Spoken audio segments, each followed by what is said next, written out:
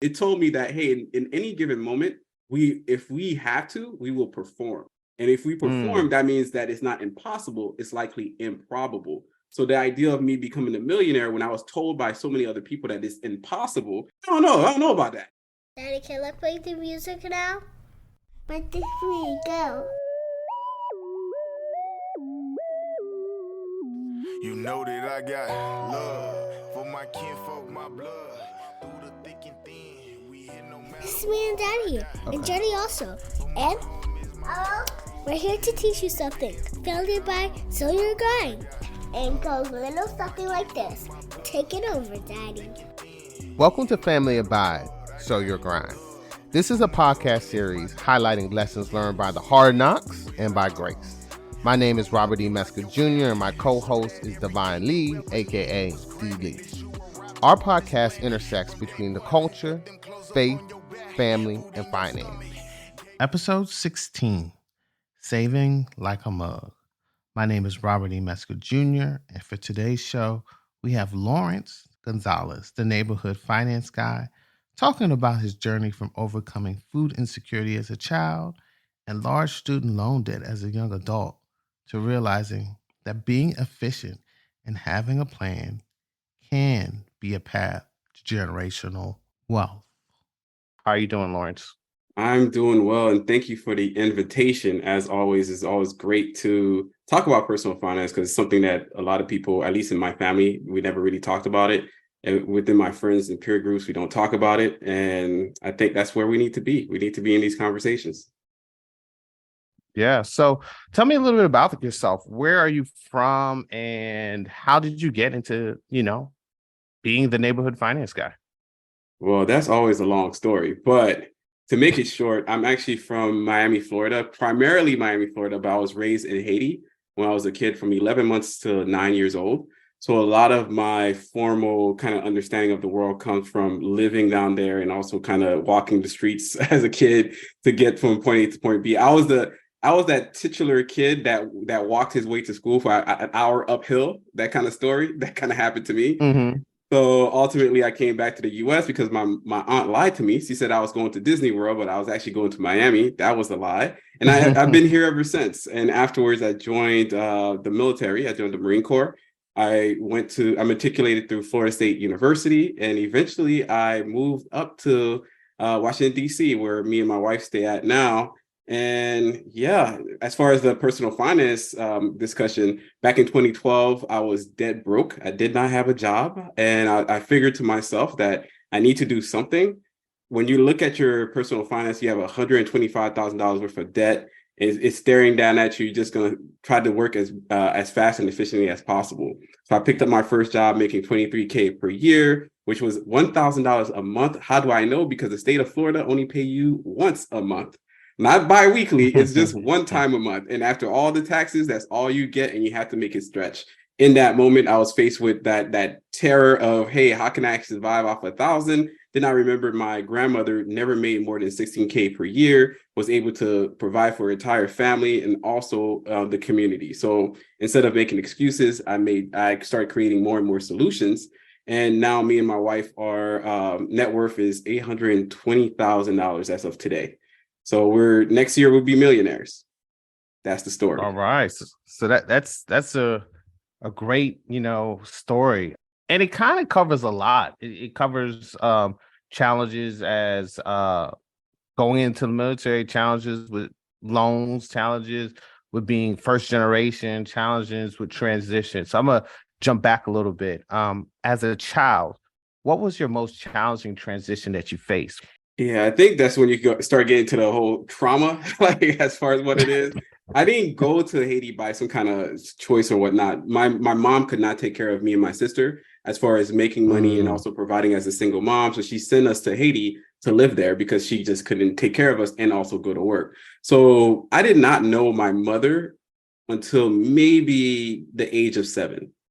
I had no recollection of her. I had no understanding of her. I didn't know my father, none of that. So every time you go to school, they'll ask you the question, like, where do you get your last name from, Gonzalez? And I'm like, I don't know. Where do you get your name from? Because I have no idea. And at that point, I think that was the first transition to understand that, hey, Nothing in this world is guaranteed, and a lot of it is going to be very difficult, and you have to kind of move through. The next thing I would say is my aunts. My aunts was like the Spice Girls. It's like all of them were a little bit different. You got the sporty one, the serious one, the dancing one. You had all the different types. There's like 4 of them. And the one that's the sportier one, I kind of like aligned more towards her because she's more the tomboy anyways. So I watched how she moved around in the world. And the first time she sent me to school, which was like kindergarten or what, not kindergarten, like pre-K or whatever that was. School, she walked me, and I thought, oh, like this is gonna be great. My aunt's gonna walk me every day. She's like, hey, I'm gonna walk you for 3 days, and the next time you're gonna walk yourself. So every time I went to a new school, she literally walked me there or kind of helped me navigate there for the first 3 days. And after that, she just pulled back, and I had to kind of figure it out on my own. So you had to get from point A to point B. That I personally think that's a transition as a person because it forces you to grow up. Forces you to become more aware. It forces you to live beyond this restriction of like the 4 walls of your home to say that, hey, the world is your oyster. You have to go out there and venture. You have to do more with your time, your effort, and your responsibilities. So, yeah. So it seems like you grew up in a community more so than like one single household. So typically I ask the question, trying to understand like your money classroom. How did you first understand your relationship with money? Did you talk to your parents? Did you talk to your aunts? How did you like really start to understand or grasp, money? The beauty of living in Haiti is interesting because everybody is generally poor or working poor. So there's no true class, like somebody didn't have way more money than the other. Everybody was generally all poor anyways. And you always knew you didn't have a lot.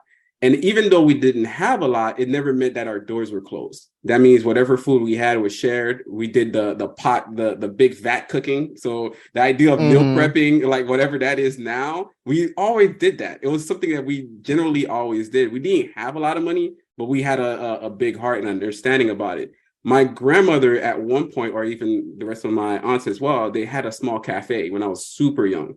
And in that small cafe, every morning they'll load up the trucks, they'll load up the resources, the inventory, and they'll drive off. Right. I never actually went, but I just knew that there was a story, and they would come back. And one of my aunts, I think she was the person that carried the ledger.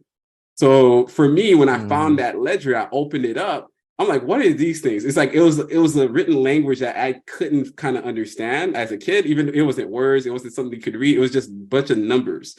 And at that point, I think that was my first experience with money itself, that there was something more to it than just kind of spending it to buy food, but there's also tracking and bookkeeping and some level of understanding of what you can do with that money, because you need additional money to buy more inventory so you could sell more.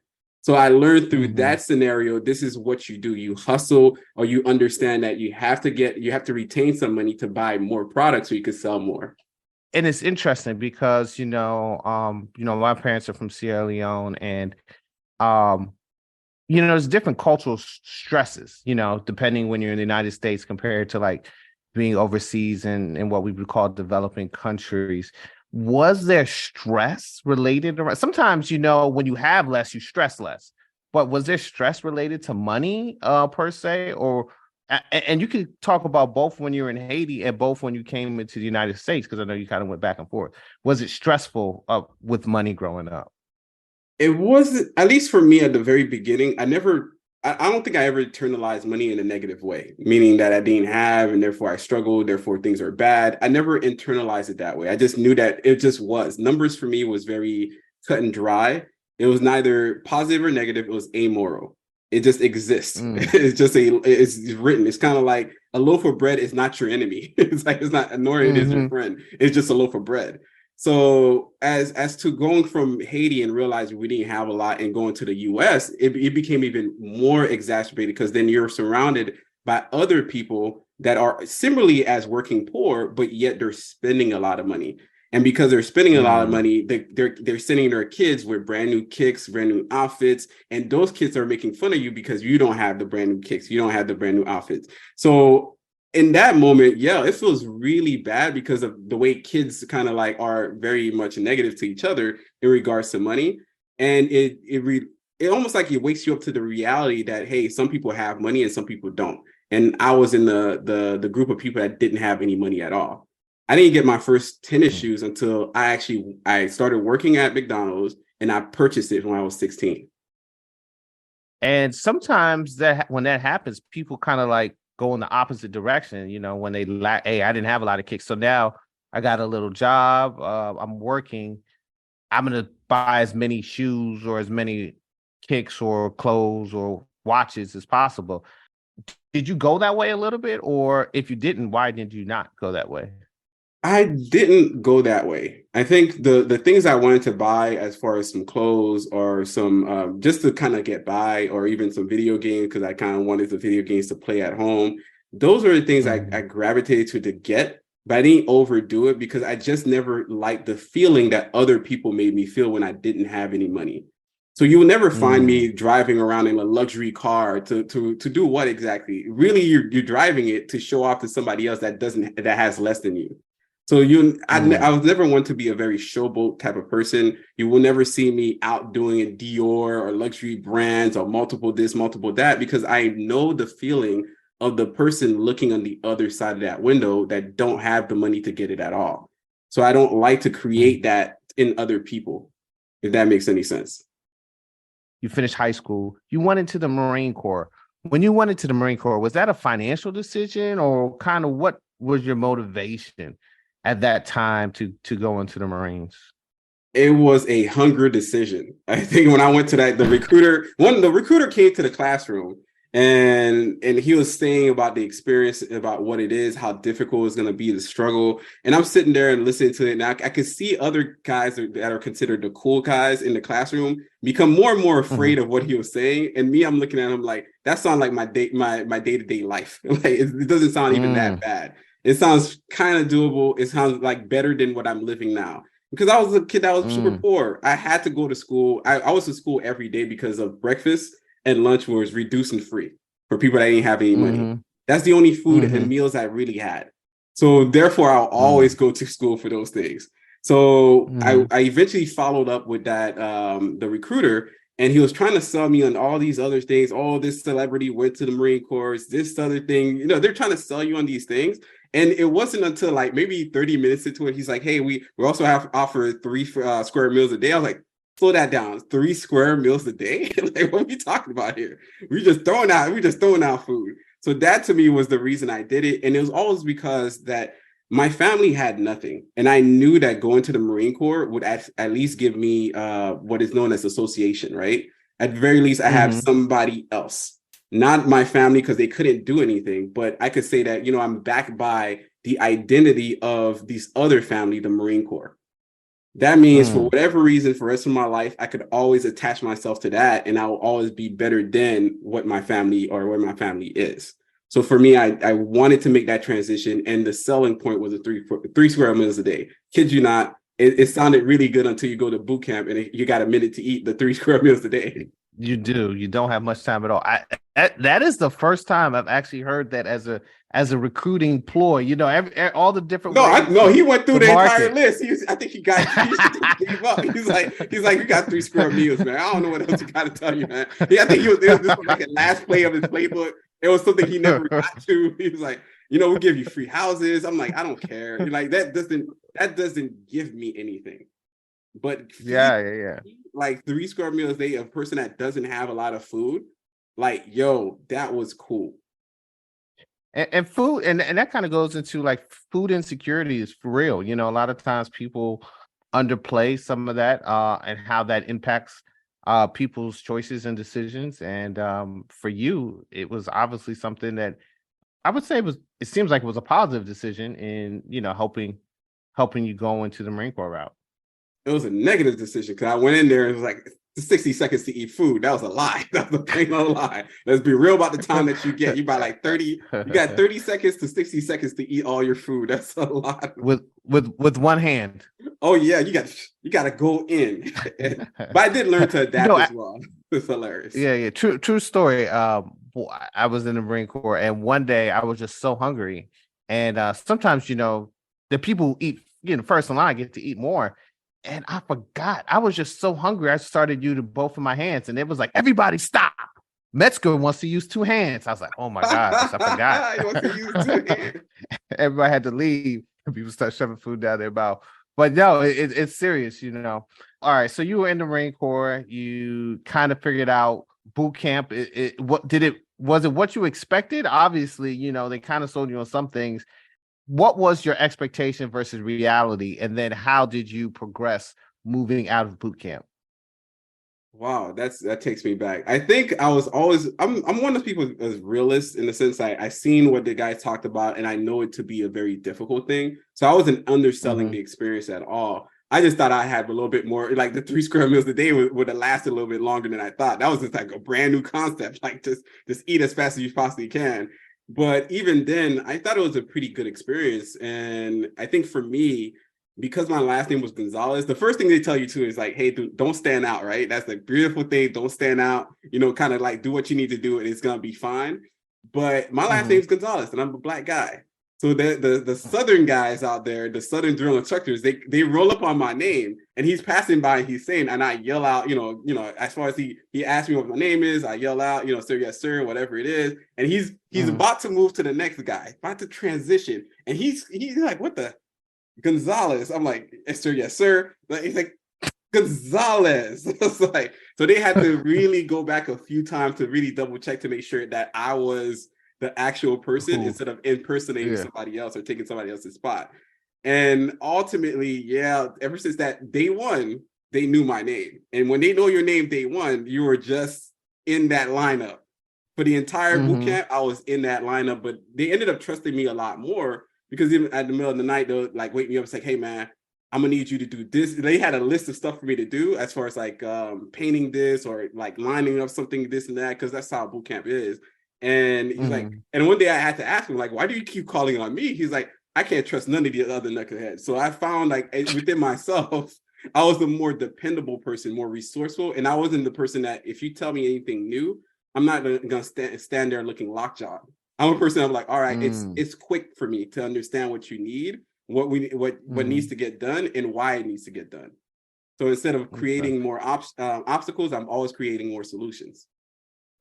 So how long did you stay in the military and when did you how did you transition out? I transitioned out terribly, to be honest. I stayed in the military for I guess the full total of my 8 years. I joined in as a reservist. I think that's the way we say it. So I joined in a reservist, but at the same time in boot camp, 9/11 happened. When 9/11 happened, a lot of the military service kind of changed how reservist contracts changed a little bit here and there. We were called out more and we did a lot more in that time than prior generations did because they didn't have the same wartime scenario. So because of it, I would say, I'll even forget the question now. like now you can't read that. How I got out. Like how I got out is after I've done a lot of military training, and it was towards the end where we were offered a stint to do a tour, a volunteer tour in Iraq. And I was like, no, I'm good. Once you tell me it's volunteer, it's a no. Like, but if we did other tours before and that was fine because it just told us we had to do it. But once I was given an option, I was like, nah, I'm good.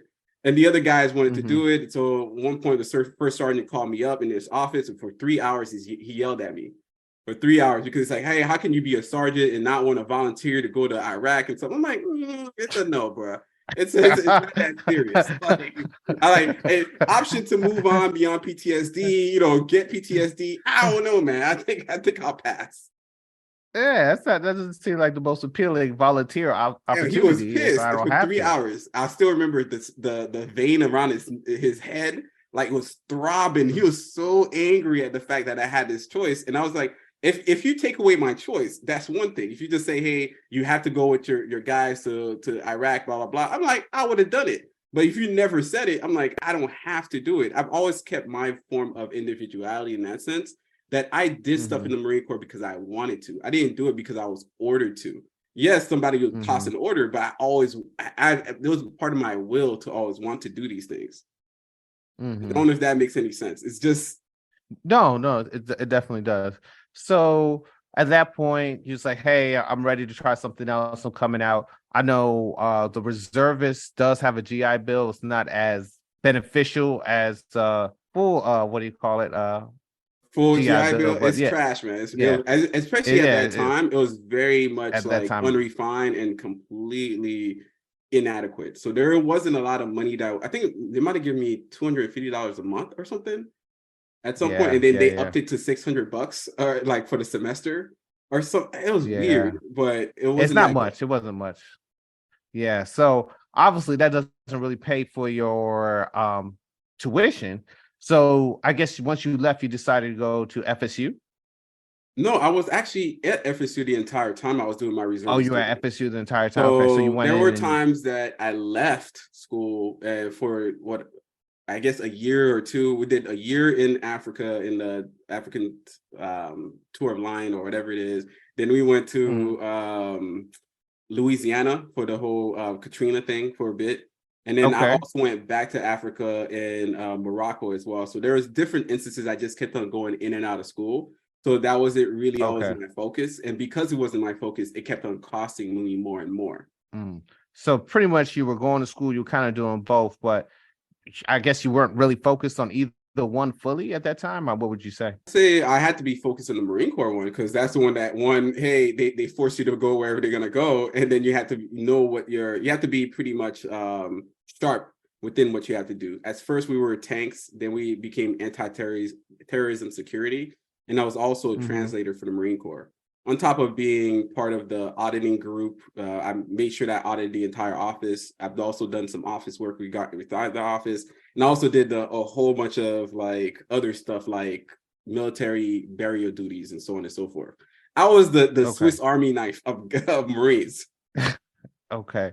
So that's good. So it seems like you did quite a bit in that experience. What was the major thing you would say that you learned from your experience in the Marine Corps, that you're applying day with finances? The major thing that I learned, it was during Rifle Week. I learned that it's not impossible, it's likely improbable, and there's a difference.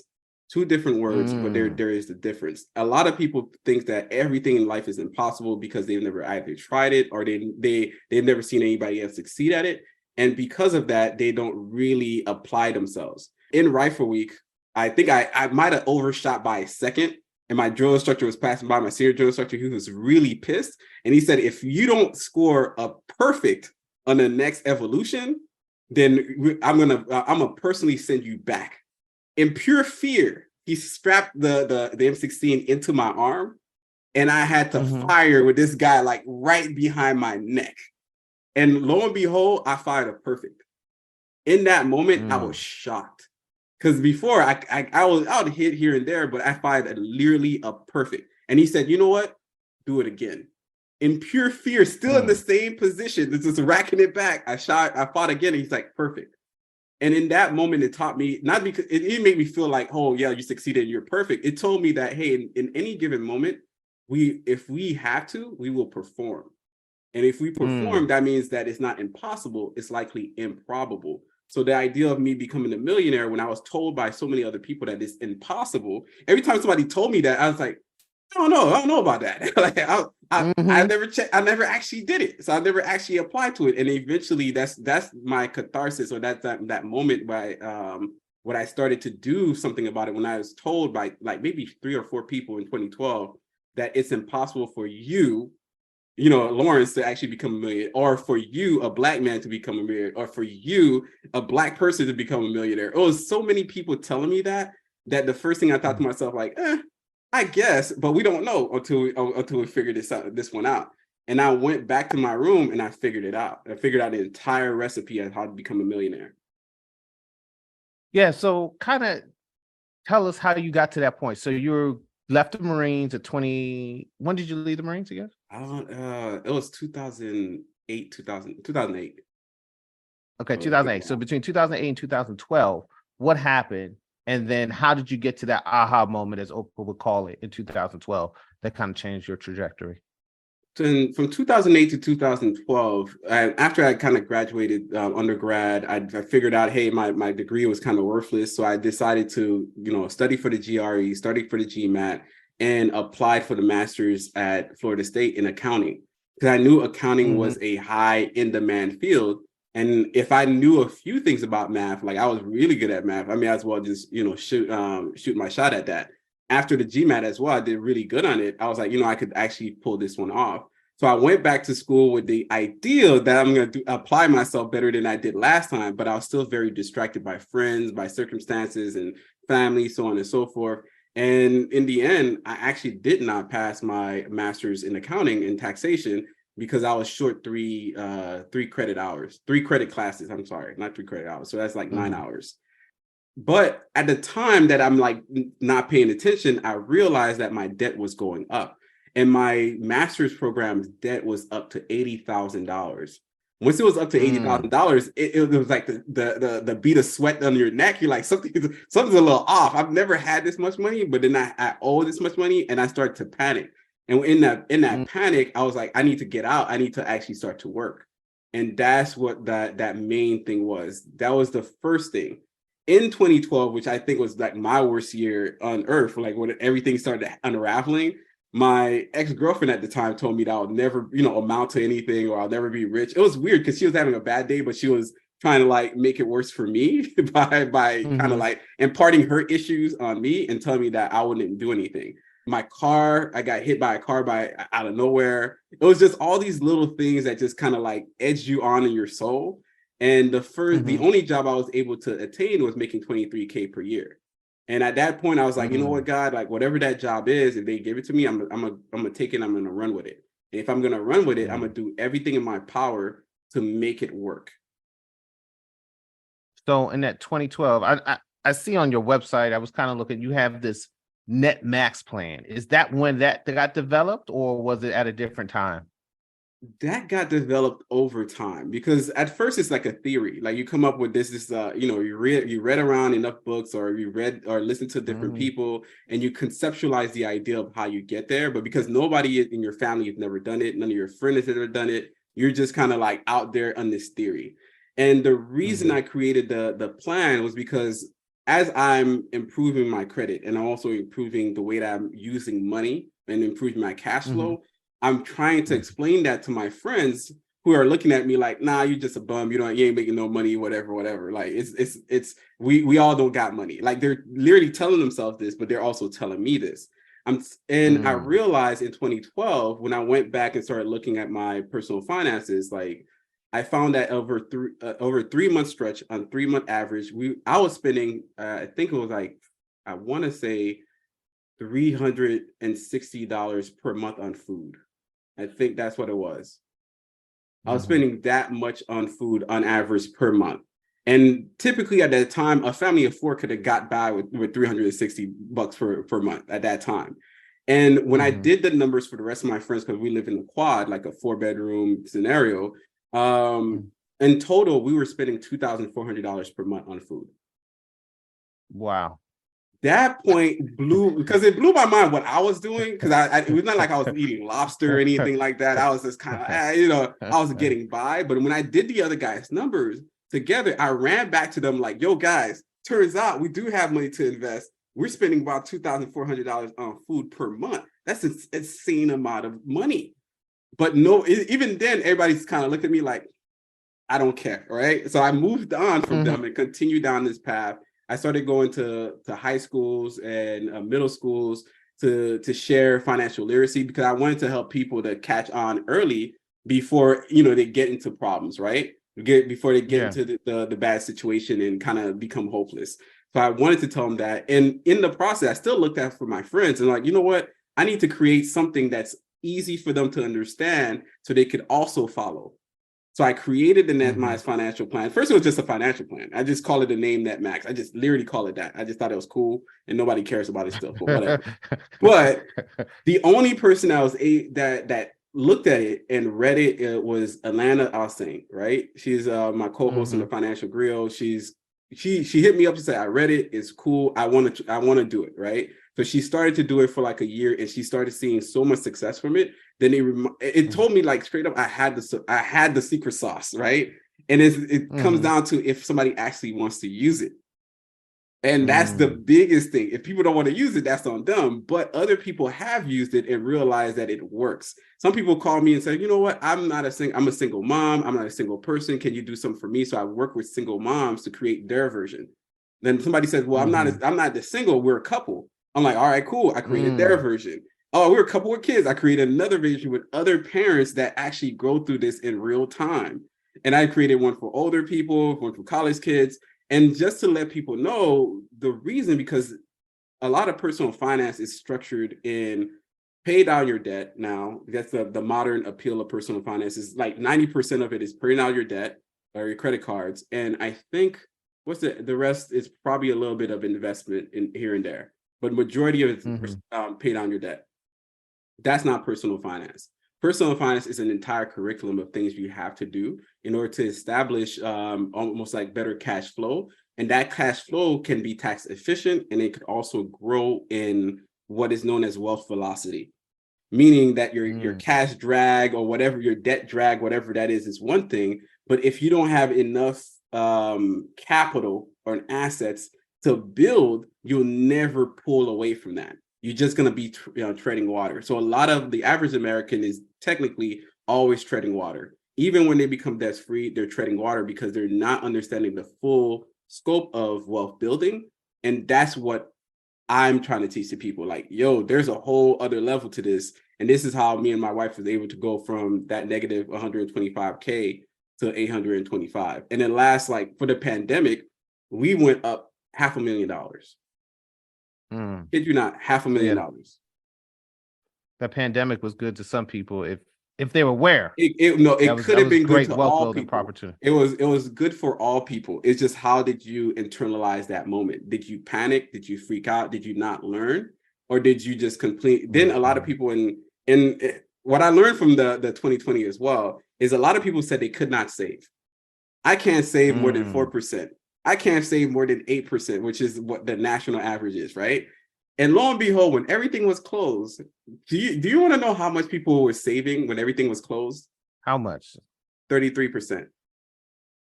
It was an insane. You know why they saved that much? Because everything was closed. So it's not like it's not like it's an impossible task to save. It's that it's easier to spend. It's like, that's what that is. And actually, that's what I'm gonna name this show. This episode, "Saving Like a Mug." We're doing like everything's like a mug. According to that Max plan, one of the things that you've been able to save or reduce your spending tremendously, especially since 2012. How did you first go about doing that? You kind of talked about just first noticing your eating, but if a lot of people say, hey, I'm going to save 30-40% of my income, it's like, there's no way I can do it. Obviously, some people's different situations are challenging because it's just not earning enough. But what made you think that you could do it even off $23,000 a year or when you were in debt? Well, the thing is, I didn't start off thinking I was doing that at all. I think some people, and maybe that's a philosophy, like some people start with the end in mind. I was like, I'm gonna save 30-40%. And when they realize they don't have the money, they get mad at the circumstance. That's not how I started off. I said, I'm gonna be efficient. I'm gonna be better with my money. Simple. It's a simple understanding. Like, it doesn't matter how much money you had. It's about how much money you currently have and how you're using it. And I didn't start off saving 30%, 40% in a year. I wasn't even in 2013, I only invested $500 in my 401k at the time because that's all I had. That's literally the only wiggle room that I had was $500. So it's not the first year that all of a sudden I was investing and saving that much. It took a while to get up to that point. That means I had to learn to walk. I had to learn to run before I decided to say, hey, I'm gonna run a marathon. That's an insane proposition. That is insanity. Like, you have to start off where you can. Being in 2023, like, I didn't have that much. The first thing I wanted to do was basically cut down my high interest credit card debt, which is part of the almost like the general understanding that what people need to do, because that's going to decrease your cash flow. Why decrease your cash flow? Because every month your interest on those cards is going to be more than you know it's going to be. Like, it could be $100, it could be $200, but if you pay it off quicker, then there's less. there's a negative $200 that's not coming out your bank account anymore. Now you can use that money to do something else. Some of the first things I did was like, okay, I need to cut down, what I'm eating. I need to watch that out a little bit. I need to figure out what I'm eating, how I'm eating. Then I said, you know what? I need to do something more physical, meaning go to the gym, go running, go do this and that. Because what that does is gets you out the house, so you're not spending as much on electricity. And the more and more that you're playing video games, watching TV, the more you eat. That's where your money is going, is bad habits. So what I ended up, fixing is all my bad habits. My not waking up in the morning on time, whatever it was. One of the first big things I did, I found a bike out of nowhere. It's weird. You found a bike. Hey, sometimes you find one. And I said, I'm going to, I learned about this trail from Tallahassee to like another city. And I was like 75 miles, right? I didn't think about it that way. I just like, I heard there's a trail, the St. Mark's Trail. You could just hit it up and it's going to be fine. And lo and behold, one day I said, I'm going to go do it. Like 2 weeks later, I said, I'm going to go do it. And the night before, I was playing video games, chilling out with my friends, talking it up, whatever it is. I fell asleep. I woke up. It was around 9 a.m. in the morning. I wanted to get out the door, maybe like 6 a.m. to kind of beat the sun, so on and so forth. My buddy passed by and he's like, I thought you was going to go. He literally looked at me. He's like, I thought you was going to go ride the bike. And I looked at him like, yeah, I'm going to probably do it some other time. And he looked at me with that almost like a look of disappointment or like almost assurance, like I knew he wasn't going to go do it. That's literally how he and it's one of my best friends to this day. It's just the way that he looked at me. He said, I knew he was not going to do it. He's going to reinforce everything I know about us. We're not those guys that do things. So the moment he walked away, I went to that room and I thought to myself, you know what? Bump it. I'm going to get on the bike. I'm going to ride. So I decided to ride it down. I rode the bike and did a lap around this track. And then I was like, you know what? I'm gonna hit the trail. I'm gonna see where the trail is. So I go to the trail. And I'm like, I'm gonna do the trail. So I start pedaling, and somewhere in the when you realize you need to come prepared with water, with food, with anything. It gets really desperate out there in these streets. So you're like, but what happened is as you're pedaling, the moment you stop pedaling, the world slows down again. So it's even worse. So you have to get on and stay on this pedal. And I biked it all the way down. I braked and I biked it all the way back up again. And by the time I got back to my home, I literally had to crawl upstairs. That's how bad it was. Physically, I was exhausted. But then when I got back to the living room and I sat back down, and my buddy's was like, hey, where were you at? Oh, I just did the trail. It was that, at least for me, it was like that moment to say, not to him, but to myself, like, yeah, I did it. I did what was what should have been impossible. But it was very much probable. It's actually pretty easy to do, but it's almost like in that moment, because I made it to be bigger than it was. It seemed impossible. Yeah. So one of the things that you kind of seems like, it's like finances and wellness kind of go hand in hand. It's like, people kind of make finances to be about money, but it's actually like kind of about choices and values, kind of what I'm hearing you saying. Exactly. That's what it is. Like, as you find out from a lot of people that have gone through or became financially independent, financially wealthy, when you hear their conversations, it's really about the dollar value in what they're doing. It's about the life they've ended up having because they became more accountable to themselves, more disciplined in themselves. They've realized that it's not the money that they were seeking, it's happiness they were seeking. They're seeking less stress, less anxiety, less and more control over their time, their energy, and their efforts. When later on, like after I've done all these things and people's like, hey, you want to go out? I'm like, no, I'm good. Like, what, one of my buddies, like, I guess last year, he's like, yo, man, why don't you just go out with us and go down this street? I'm like, I don't have to go down the same block 100 times to know that it's the same block. That's not the place I want to go to.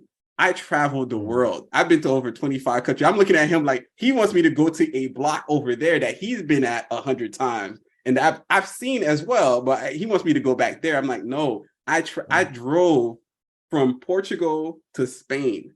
I don't know if it's the same level, bro. Like it's different. So what I value is traveling. It's studying languages, going to museums. These are things I love. I did away with things like happy hour, which I found I wasn't really happy at the happy hour. Just wasn't doing it. So I found things that really spoke to my soul and who I am.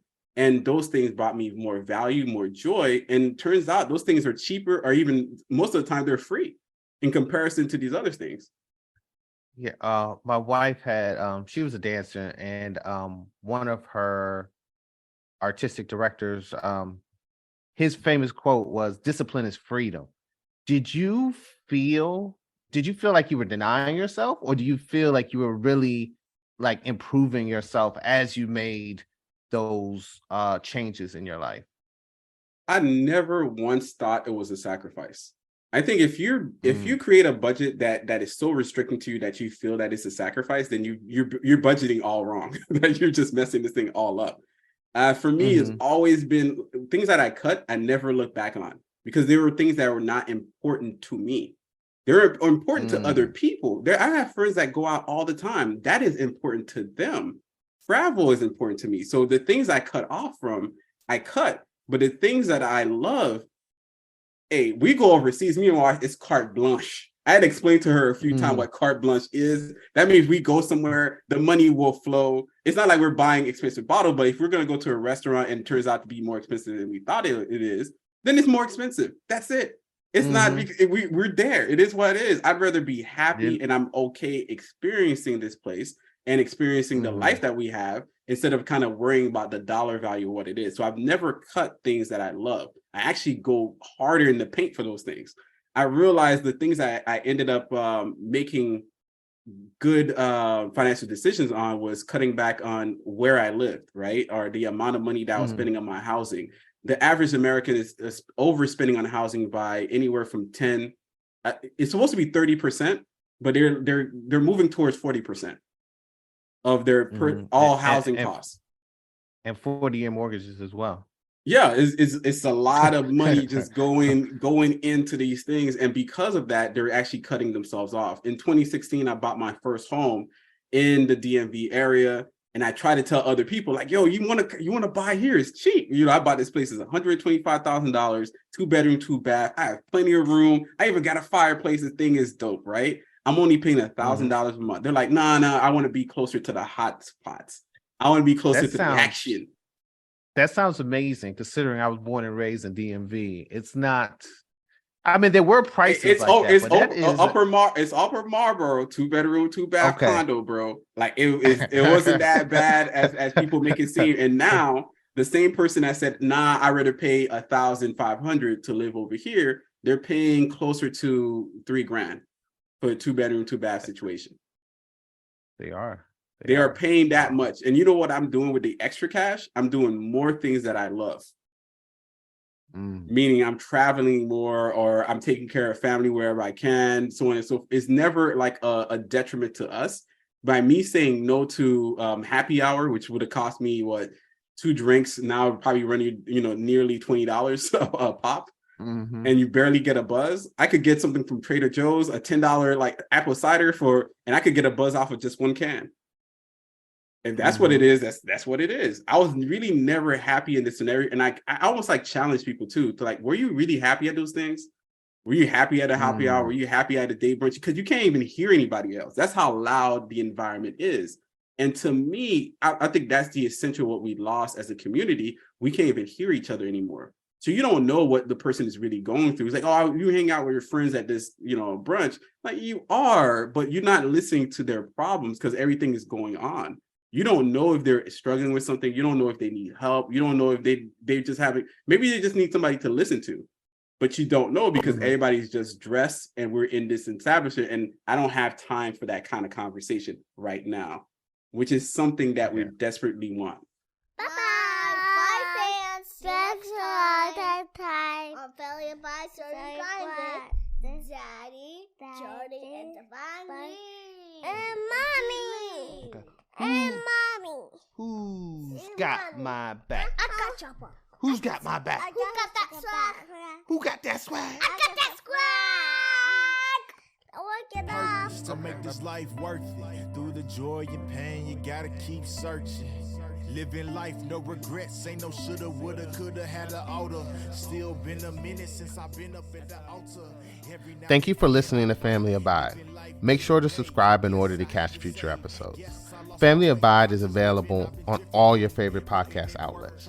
Remember, life is not just about family. It's not just about wealth. It's about building people and communities that endure without yielding. Always choose your abundance beyond insecurities, debts, and entanglements. The next generation is depending on us. Remember your purpose. Sow your grind and watch it grow. Thank you for joining us on Family Abide. So your grind. Everybody need love. Everybody need love. I'm tired of my problems. I'm tired of the drama. I'm tired of the pressure from my mama and my papa. I'm tired of the pain. I'm tired of the rain. I'm tired of the hurting. I'm tired of the working. I'm tired of the struggling. I'm tired of the hustling. I'm so sick and tired of having nothing. Jam, you got something to say? But I have to say, no, I was thinking when.